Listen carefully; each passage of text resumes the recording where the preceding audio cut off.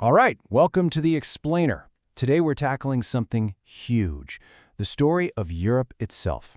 And we're going to do it by unpacking one single, powerful idea from an academic work that gives us a whole new map to understand the continent. So let's just start with this question, because it's a big one, right? How in the world do you tell the story of an entire continent, like Europe? Is it one big, epic saga, or is it more like a massive library, just filled with millions of smaller individual tales?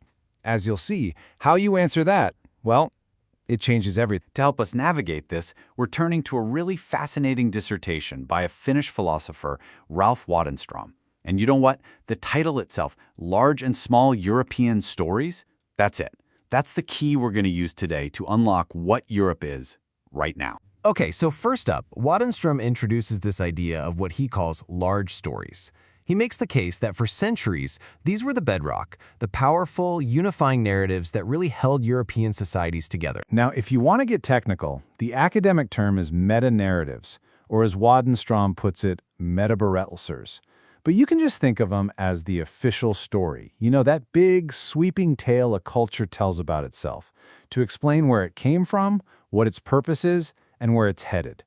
These stories give a society its legitimacy, its sense of a shared identity. And Wadenström points to some really clear examples.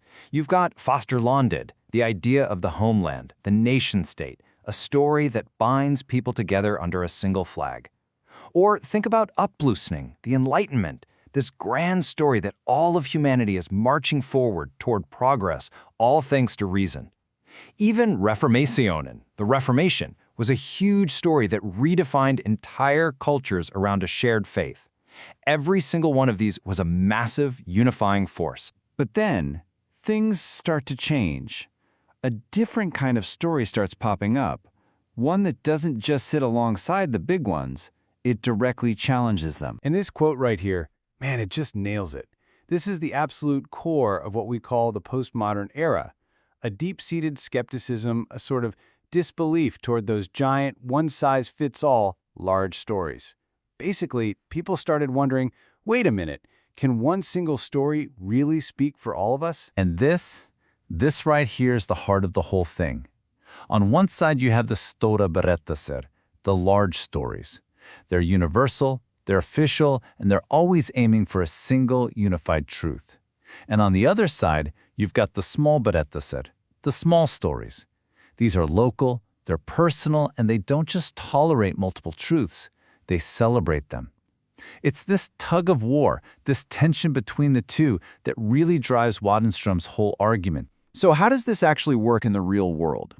Well, Wadenström takes this lens and points it at something massive, the idea of history itself. He shows us how to take apart the large story of history we've all been taught. Okay, so check this out. This lays out his whole method perfectly. He starts at step 1 with the old large story, what he calls universal historia, this traditional view that there's a single universal history moving in a straight line. Then, step 2, he deconstructs it. He uses what he calls meta-historia, which is a fancy way of saying he stops looking at the history and starts looking at the story we tell about history. And that brings us to step 3, a new postmodern way of thinking about history that asks those tough questions, right? Like, whose story are we actually telling? And maybe more importantly, whose story is getting left out? And all of this in step 4, it forces us right up against that really provocative question. Have we reached the end of history if there's no single grand story left for us to tell? So he uses this same method over and over, and piece by piece, he starts to build this new picture of what postmodern Europe really means. And look, this isn't just about history. He takes this powerful lens, this tension between large and small stories, and uses it to re-examine all the big ideas that Europe was built on. You can almost think of it as a complete intellectual audit of the continent's foundational beliefs. This table gives us a fantastic bird's-eye view of how he builds his case. First, under berättelser, or stories, he sets up his core idea about narrative. Then, he applies it to historian, history, to take apart the idea of a single past. From there, he moves to audit, the word, to analyze faith and reason.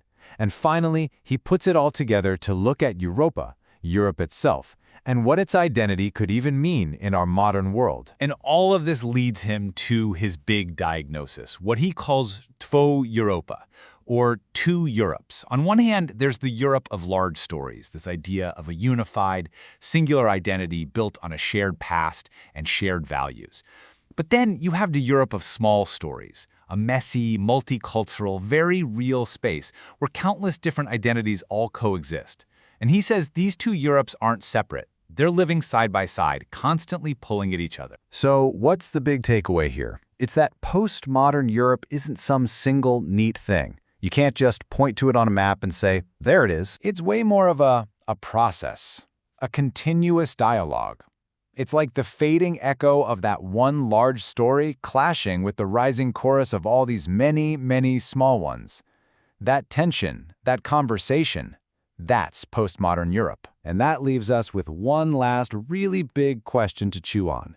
If that one single grand story of Europe is truly a thing of the past, then what's next? Which of the countless small stories being told right now will grow and maybe combine to become the narrative that defines the Europe of tomorrow? That, right there, is the story to watch now. Thanks for joining The Explainer.